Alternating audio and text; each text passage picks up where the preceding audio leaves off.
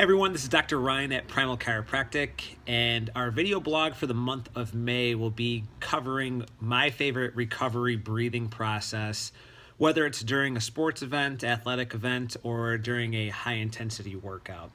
So the purpose of this is to debunk a breathing technique that I see a lot of people talk about. And that's the breathing technique where they stand very tall, they put their hands over their head with a big chest, and they think that breathing that way is going to allow them to recover faster, get more oxygen in faster.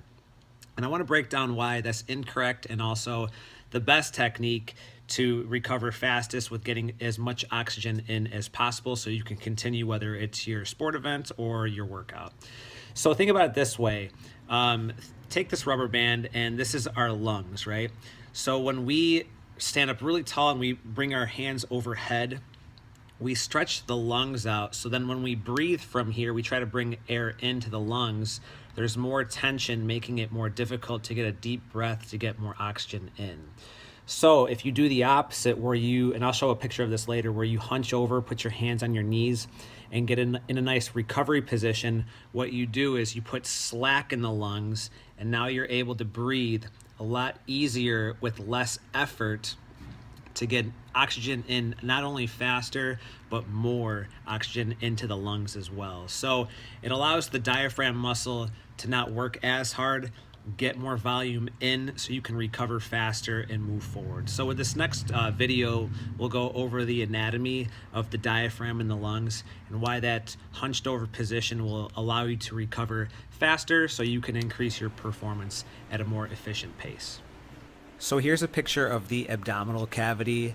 As you can see where numbers 2 and 7 are, that's where our lungs are at.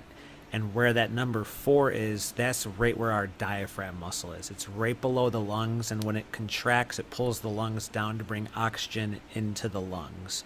So with this next picture here, where I am upright standing with hands overhead, I'm stretching the lungs vertically, creating more tension in the lungs, and therefore it's more difficult and challenging to expand the lungs and pull them down with that diaphragm muscle. So the alternative is where you can hunch over, put your hands on your knees. This creates slack in the lungs and allows you to breathe easier and more efficiently. Think about it this way. The next time you go out and you go take a sprint or you do something that requires maximum effort, try both techniques out. Try the technique where you're standing and you have your hands over your head, and you'll realize how difficult it is to breathe.